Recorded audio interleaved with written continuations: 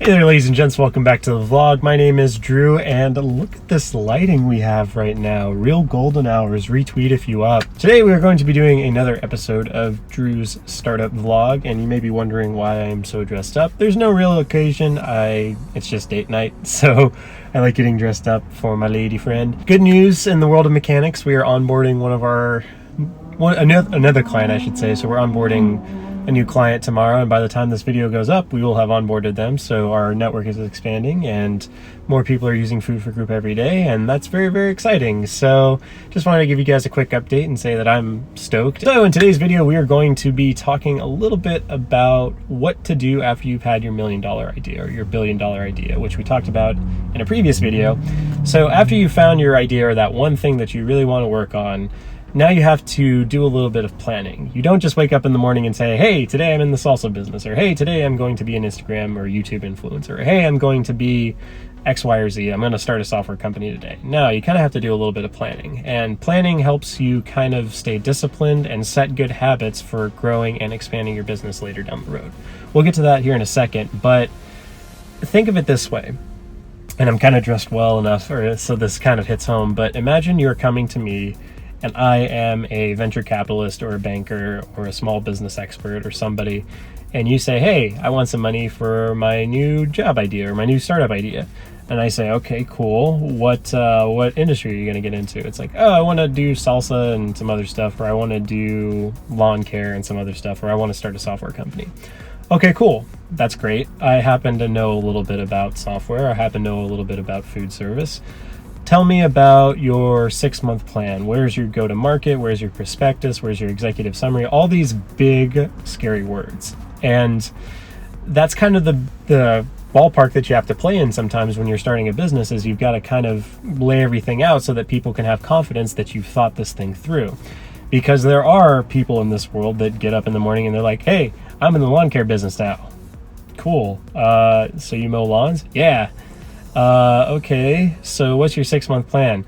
I don't really have one. I'm just going to keep mowing lawns till 6 months rolls around and see where I'm at. Okay, that's fine, but do you have a go-to-market strategy? How are you competing in your industry? There's got to be other lawn care companies. Yeah, I cut better than them. Well, can you prove it? How are you rating yourself? I don't really have a way. So if you have a conversation with somebody like that, you're going to quickly lose confidence in their competence to run a company because they haven't planned their time outwards. Versus if in the same conversation, you're like, hey, I'm in the lawn care business. Okay, what's your 6-month plan? Well, by 6 months, I want to be mowing 100 yards. I want to have 3 men on staff. I want to have, or women can mow grass too. I want to have 3 people on staff. And I want to have so much in equipment, so much in billing, so many clients, X, Y, and Z. Cool, that's great. So how are you competing in the market? Well, for one thing, in our area, there's a lot of focus on residential. I'm trying to nail some more commercial contracts because those are a little bit bigger payout, but of course the scrupulousness or the margin of error is a lot lower. And so now I can say, okay, I happen to know a couple people in the commercial area. I know somebody who owns this, somebody who owns that. Let me get you in contact with them because it's clear that your strategy is dependent on commercial contracts. So again, in that situation, you're talking to this person and they have their stuff figured out, and I have a lot more confidence and I want to connect you with the right people because I know that you can follow through. So that's the power of a business plan. Not only does it outline what you're going to do and the discipline and the rigor that you're going to hold yourself to, but it gives other people confidence that you know what you're talking about, or you've at least thought this thing through. And believe me, there's a lot of people who don't. So getting off on the right foot, writing a basic business plan, even if it's just a 1-pager, a timeline and an executive summary, that's all you need. You can expand and elaborate on the points, obviously, but at bare minimum, have a timeline and an executive summary. And we're going to talk about those right now. So we're going to start with a timeline. And timelines can be done so many different ways. You can do a 6-month timeline, a 5-year timeline. You can do a 10-year timeline if you're thinking out that far out. But if you don't know kind of where you're going to be in certain areas, start with this timeline. This is the timeline that I use. So there's starting, continuing, and expanding. So starting is usually 0 to 6 months. In 0 to 6 months, you're learning about your industry, you're doing research, you're developing your prototype, you're developing your service, you're figuring out what it's going to cost, you're developing your go-to-market strategy, you're developing how you're going to compete. So all of these things are starting up. You're starting a company, you're in the starting phase. And you have kind of a goal at the end of 6 months to, if you're in the lawn care business, you want to mow 50 lawns by the end of 6 months.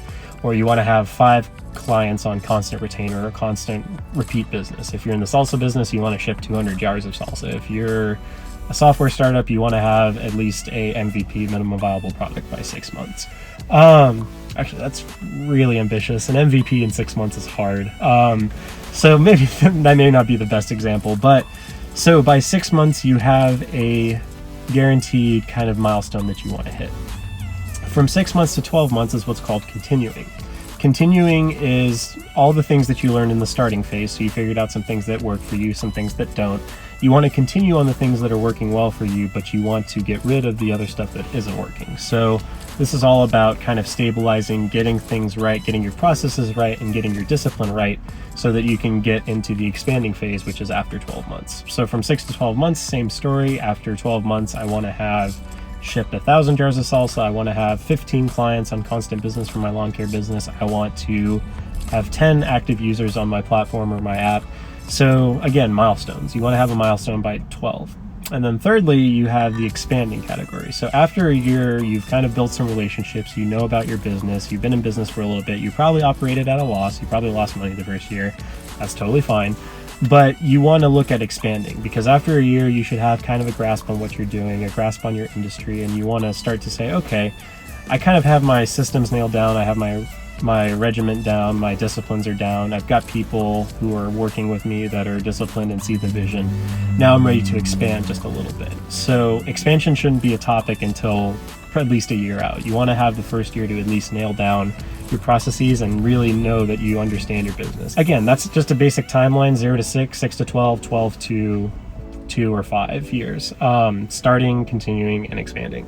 So with that, I just really want to hit home on the deliverables too, or the milestones, because you want to really, really, really hammer down on these deliverables, and it helps one to establish really good goals. So if you think you can't do 500 jars of salsa in 6 months, that's just not reasonable, then shoot for 100, shoot for 50. You want something that is reasonably achievable. There's no way that you're going to ship 5,000 jars of salsa in your first 6 months. That's unrealistic for a company that's just starting up with no references, that sort of thing. The reason that you want to be reasonable, though, is because if you hit 6 months and you haven't hit your targets, you need to be very, very open and very, very honest with yourself and ask yourself, why didn't that work out? Why didn't I do 50 jars of salsa? I felt like I could have done that. And you have to do some very, very rigid and regimented error analysis, because again, it's one thing to set good goals, and if you just set a bad goal, then that's one thing. But ideally, you need to be able to set a goal for yourself, understand what you can realistically accomplish, and then hold yourself to that. And again, if 1 or 2 milestones you have to adjust, that's fine. But if you're into the expanding phase and further on, I think you should have a grasp on your business at that point, and you should be able to kind of set your deliverables and your milestones accordingly. So again, if it's your first business, it's hard. Sometimes you have to be a little bit gentle with yourself, but you really want to start building a discipline of setting a milestone and getting to it by whatever means, whatever legal means necessary. Don't go rob a bank just to make a profit target. But you want to reach your goals and accomplish them, because that puts a chip in your step, and that shows that you're on track. And again, going back to the start, or the VC analogy, or the investment banker analogy, if you promise me at 6 months that you ship 50 jars of salsa, I'm going to come to you on day 1 of month 6 and be like, okay, show me your invoices, show me your books, where did you ship 50 jars of salsa? And if you didn't, I'm going to be asking you up and down, why didn't you ship these jars, X, Y, and Z? Because again, I'm funding you, I'm giving you my money, I expect you to be able to perform at that level. And we'll talk about VC funding later down the road, taking investment early on. You don't ever want to be in a position where somebody is lording over you and saying, I'm giving you this money, why aren't you performing? But you kind of have to be your own internal investor, and you have to have certain discipline and scrupulosity with yourself to say, okay, if somebody in theory were funding me, would they be happy with these results?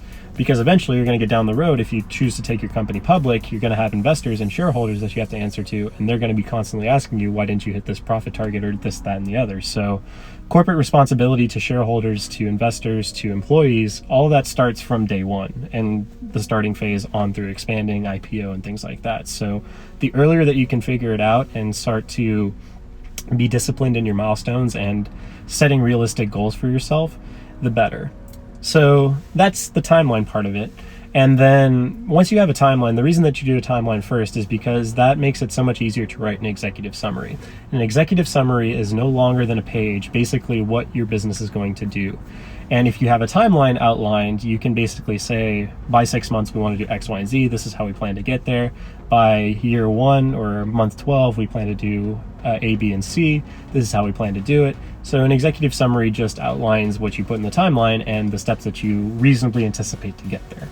And with an executive summary and a timeline, all that written out, you have a basic business plan. Congratulations. Now go out and stick to it. So yeah, that's like my 15-minute spiel on how to write a business plan and how to do basic business planning. But again, there are so many entrepreneurs that miss this part, and there's so many people that wake up in the morning and just decide that they're going to go into some kind of company or work, or they're going to work for themselves and they're going to start their own company, but they don't do this planning part, and they always pay for it later down the road. So first step after having an idea, plan it out, write a business plan, and then go and conquer the world within the realm of that business plan. So hope you guys enjoyed today's video. If you did, leave a like. If you want to continue the conversation, or if you have any questions, leave some comments down below. I'm sure I'll be able to answer them, or somebody will.